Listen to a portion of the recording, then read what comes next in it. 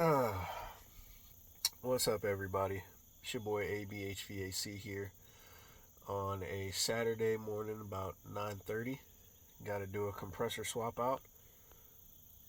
Honestly, this should have been done earlier in the week, but we had some scheduling issues. So, boss man was like, "We gotta just go slap it in and get this unit back up and going for this investor trying to flip this house." So, I got I got the torches over there, the nitrogen tank, my bag. Only thing I don't have over there right now is a scale and a refrigerant tank. Let me go show you guys what I'm working with.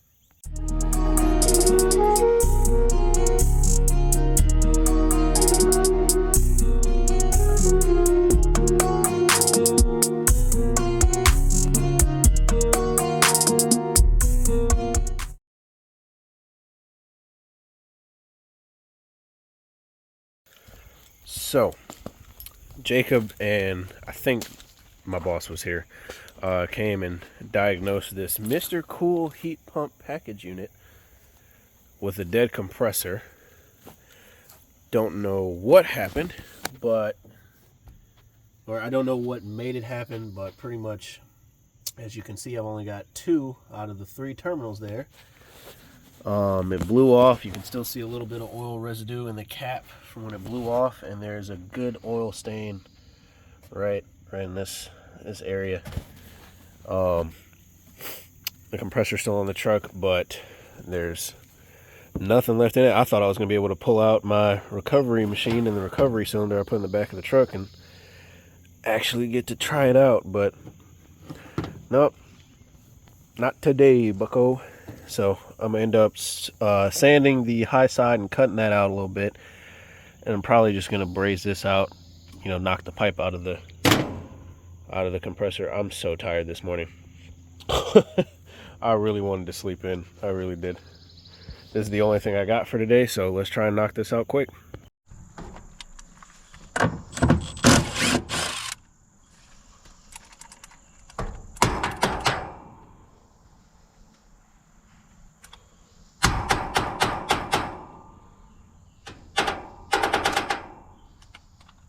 Dang, it's got little lock nuts on the bottom of these.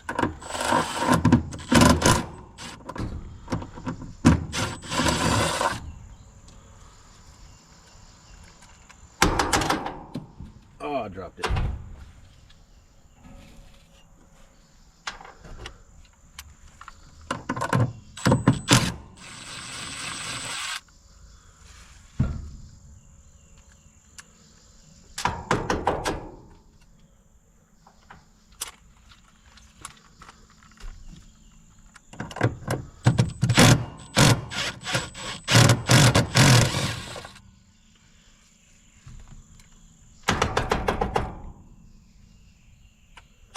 Whew.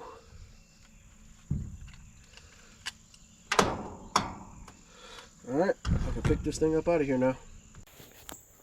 Alright, so got the bad boy out. I did end up having to cut it. I don't know why this swage coupling part right here is just so long, but I couldn't beat the suction line back enough. It was like popping out just that much, so I just cut it back as close as I could, and I'm hoping that, yeah, that's not nearly as long as that one, so I should be fine when I go hook it back up. But I was nervous when I first came here to find out that to try to get a part number on the compressor. This one is an LG model for this Mr. Cool. So even though this is a 3.5 ton package unit, they put it with a 3-ton compressor. And originally my boss was like, just go pick up a 3.5 ton. We'll go ahead and just slap it in. And I was like, nah, man, somebody's got to be able to find the correct one, or at least a direct match. So called up our guys at Johnstone, and this was yesterday at 3 o'clock. They were able to give us a Copeland swap over for it, and I was really nervous because I don't know about you guys, but I really hate just having to rig piping together to get something to work. You got to do what you got to do sometimes. I just hate doing it. But it looks like the piping should go directly together. Everything looks in the same place. I shouldn't have to really make any ridiculous bends or anything of that nature. So I saw on TikTok some guys have been having issues like putting the rubber feet on, and I must have jinxed myself by watching that video, because it's the first compressor since like ever putting in my first compressor that I actually had like a little bit of a struggle and needing to use like a separate pair of tools to get the rubber booties in. So I think I need to sand that suction line a little bit more, just for good measure. And then we should be able to just slap this boy in there. I will have to run a whole new compressor plug, because this LG plug is definitely not going to work with the new unit. So, oh, looky there. Lodged up in there. That's crazy. So far so good. So far so good.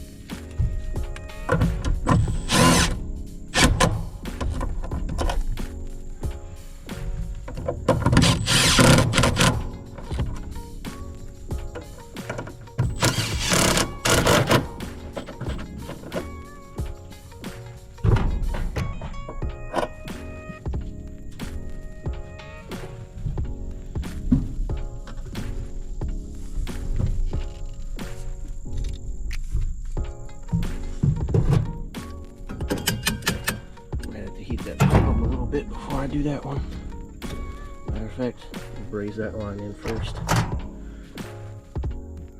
I won't need this compressor plug anymore because I'm going to have a new one. So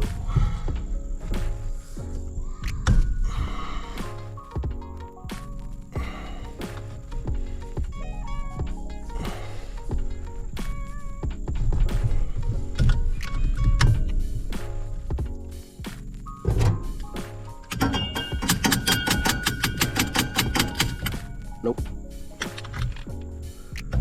Oh, it's gonna be fun. It's gonna be fun.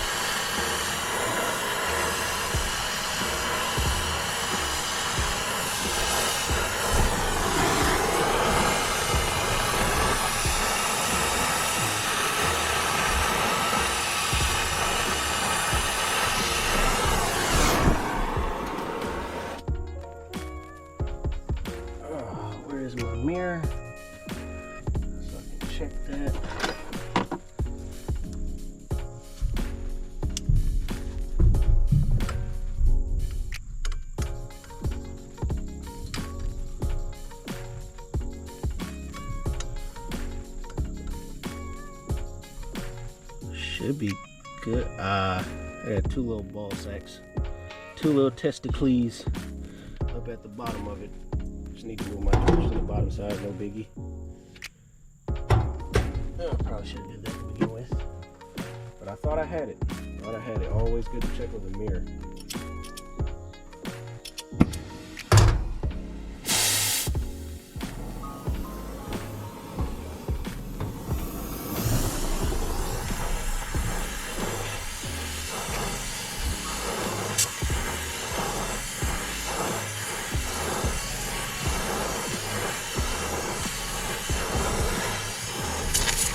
Whew.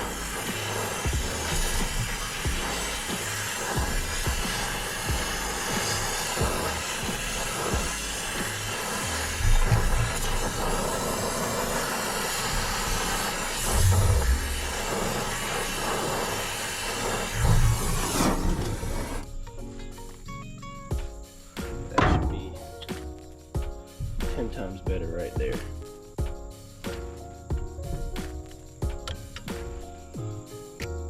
And booyah, got it done. Now it's time for the top side. Put a little wet rag. Top of this isn't that hot, is it? No.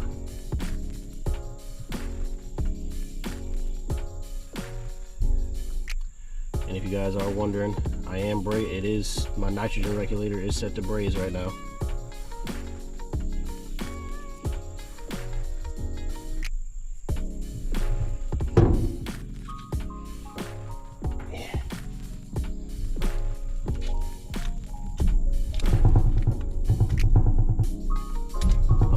Same exact way.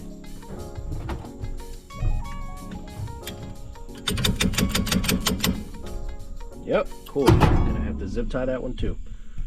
Awesome. So using my S-Mans, I waited a little bit after pressurizing the system. I used the test tightness mode to go ahead and pretty much just start a pressure test. And I'm gonna go ahead and just start, darn it, slowly spraying the joints. No bubbles there, I can feel.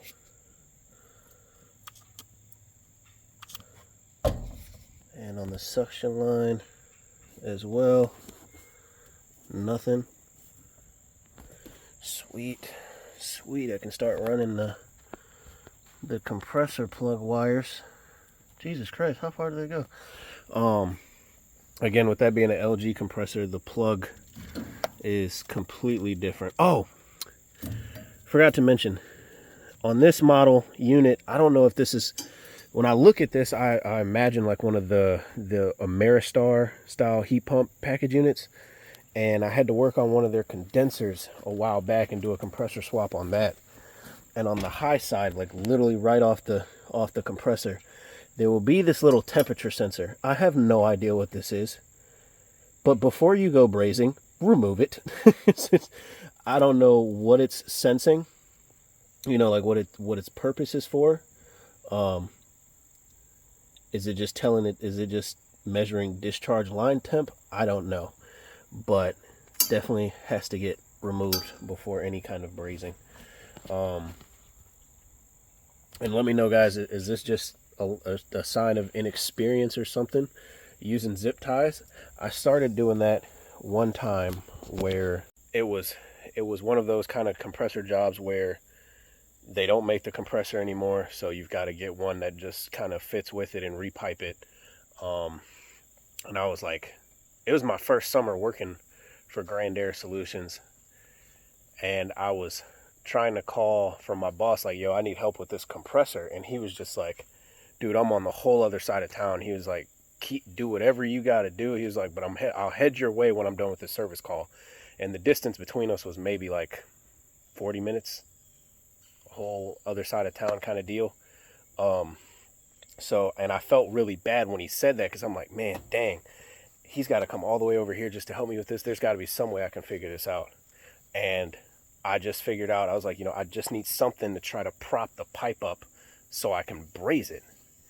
And I just went in the truck and grabbed some zip ties, some big zip ties, and started doing that, and I use that ever since now. Like, I'll keep a bag of zip ties, the 36-inch or the 24-inch ones, on my truck at all times, just in case of these types of scenarios. Because, I mean, it makes it a heck of a lot easier. It's basically just an extra hand. I don't know if the GoPro pretty much caught it, but it was, the pipes just they would fit in, and then as soon as I would let off, they'd just slide right out. So it just needed that constant force against it to just hold it in place for me, and got the job done lickety split. So let me get these panels off and see how I got to run this compressor wire.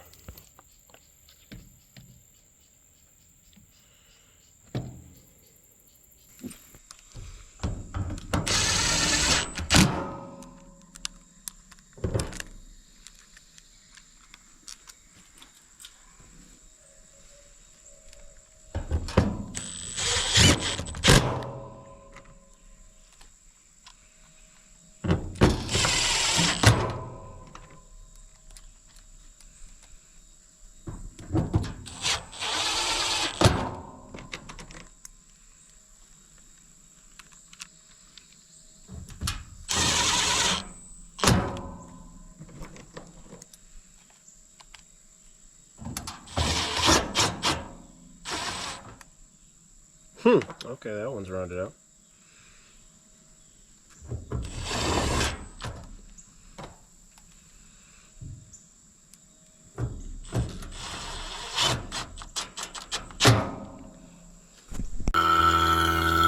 Got the vacuum pump hooked on. It's connected to my core removal tool on the low side, micron gauge on the high side.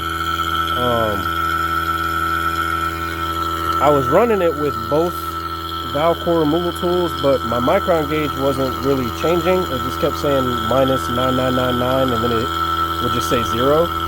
So I'm trying to troubleshoot and figure out why I'm not even getting a reading on the micron gauge. So I just kicked this back on. Power's on the system, just not doing anything right now. I'm wondering if I need to go inside and turn it to cool mode, even though I do have one of the wires off of the contactor coil, so the contactor's not going to energize. I just kind of want to, well, I guess I could do it from out here. Yeah, I'm trying to do it from out here. I'm trying to just energize the reversal valve coil from out here, and maybe that'll fix what is wrong right now. Nope, it didn't work. Nothing, the reversing valve didn't, clicking over, didn't really change anything. So I'm beginning to wonder if I've got an issue with my micron gauge. I mean, it's been, I think I've had it for about 1.5 years now, and I haven't cleaned it, so maybe it's just time for me to do that. So instead, I just hooked up the low side of the manifold. I'm only, like, I only have the left hose and the common hose open. Right side's tight. I just wanted to read the micron. I don't need it to pull through here. So it's been sitting wide open in fresh air for Lord only knows, maybe a week or two. I'm not surprised that there's a lot of moisture in the system.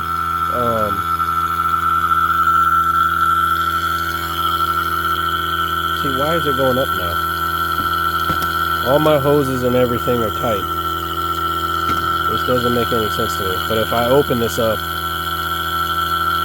that's going to start coming, the numbers going down. I don't know. I'll just leave it open, I guess.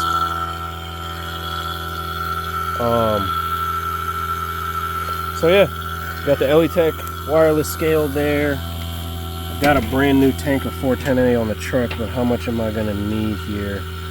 Only 6 pounds, 10 ounces. I might have that in one of my, I think I can manage that. I can manage that. We'll go ahead and grab the tank and bring it over here. Alright, I got tired of the vacuum. I literally went to the gas station, took a number 2, came back, sat in the driveway, and took a like 10-15 minute nap. And it was still just over 1,000, pulling down like maybe every, I want to say 2 microns a minute is what it was pulling down. And then when I cut it off, it jumped up to like 1,015 and then stopped. So I was like, okay, I know, from the pressure test and everything, I know I don't have any leaks. I just decided to run with it, and called my boss to just ask him what he would do. He was like, man, yeah, it's Saturday. If it's not showing any signs of a leak, it's just taking forever to pull down, go ahead and run it. So filled it up. It calls for, like I said, 6 pounds 10 ounces, which is like 106 ounces. So I'm still a little short, but just letting the unit run right now. It's about 83 degrees outside. On the cooling chart, outdoor ambient, so between 80 and 85. On the high side, I should be between, oh wait, no, my bad. Outdoor ambient, 80 to 85. I'm running like 130, 135. So about, come on, focus. About right here, 137, 133. So I should be just under 320. Somewhere between 315 and 335 on the head pressure for the suction that it's running right now. Which, not too far off, a little bit low on the high side, but then again, still I'm a little bit low on the weight in there, so I might just barely have enough in this tank. I mean, I've been eyeballing that thing, watching it, making sure it's flashing off, you know, seeing the bubbles and everything, so I can get that full charge in there. So I know some people are just going to be like, you know, you probably should have did another what is it, like where you blow through it again with nitrogen and everything. I'm like, man, it's Saturday. I'm not gonna lie to you. Just be honest, it's Saturday. I've already been here for, what time is it right now? It's 12:28. I've been here since 9:30. I'm ready to go, to be honest.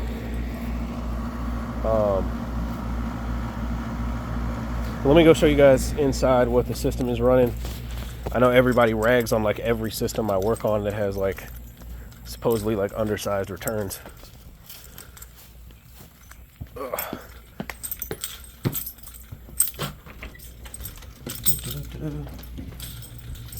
So keeping in mind, 3.5 ton. Let's see. I'm gonna have to pop that. Yeah. We are working on a 20 by 20 by 1 on, Jesus Christ, that has to be about, if that's a 20 by 20 filter, that's got to be about 18 inch round right there. That almost pulls up like, see if I can make it appear that way.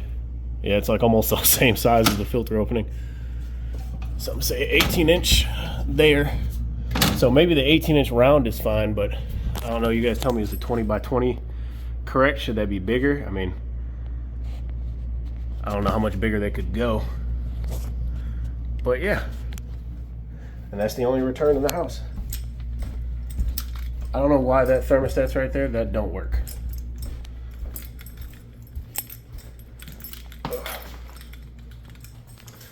The thermostat that does work is right here. That is the one that's been controlling the system. I just have it set to 68 right now just so the system can run. I still got to get my temp probes in the duct just to see what I'm working with, but downstairs it's, oh, good old handometer. Feeling great. Not too cold yet, but I'll get the probes in the duct and I'll see, or in the vents. Y'all see the pressures. It floats back and forth between about 131 and 136, and then that stays around 314, 317. So everything seems to be okay. Delta T's not bad. Split across the coil is about 12 degrees, and I had to fix that drain line issue. I don't know if you guys could tell, but it just looked so stupid. Like, had a broken P-trap backwards coming out the line. I don't know how that would have worked ever, but got it draining now. Go ahead, grab my probes from inside, put my manifold back in the truck, and be done. Not too bad though, not too bad.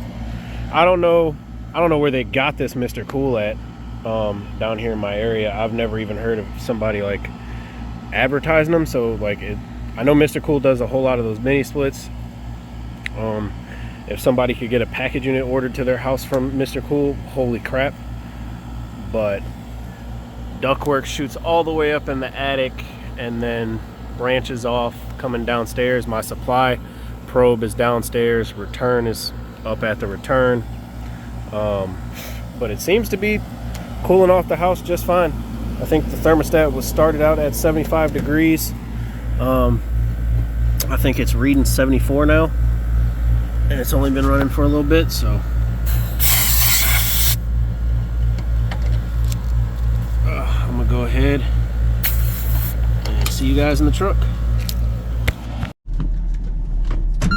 Alright guys, that's gonna do it for today's video.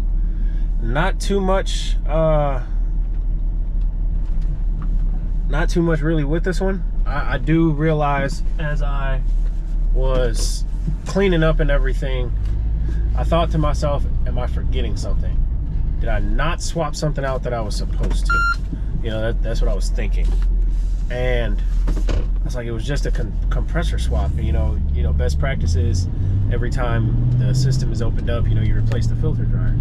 I was looking in that condenser compartment, followed the discharge line from the evaporator coil, or from the compressor to the reversing valve, from the reversing valve then to the condenser, out of the condenser going to the evap coil,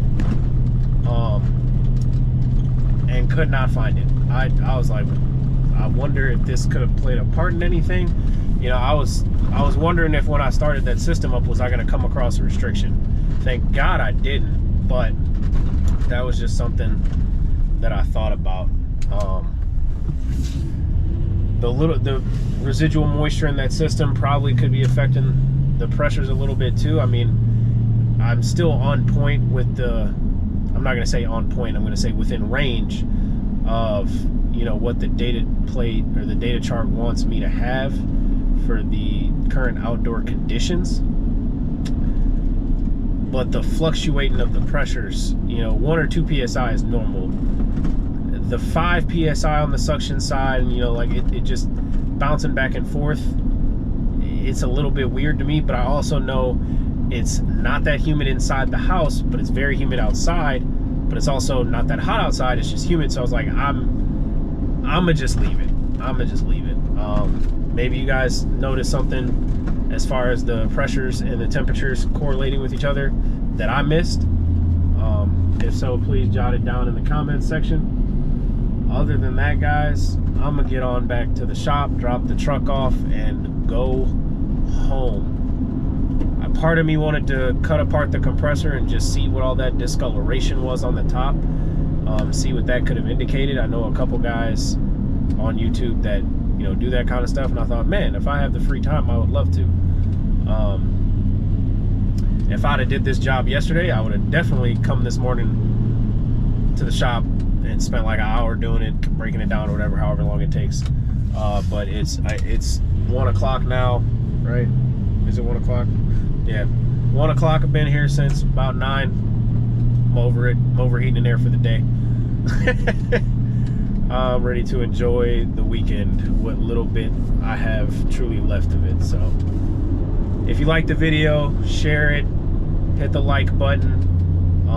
Any critiques, I'm open to them. Thank you guys for, if you stayed the whole video. If you skimmed it, thanks for skimming. Please watch the whole thing next time. No, I'm joking. If this is your first time on the channel watching one of my videos, go ahead, backtrack to a couple of the other ones that I've got that are more recent. You know, check them out. But this one was just something to put up because I had something to do today, and it's literally the only thing I really had to do this week. Everything, it's been such a slow week around here, man. It's just ridiculous. So with that being said, guys, I will catch you on the next one. Peace.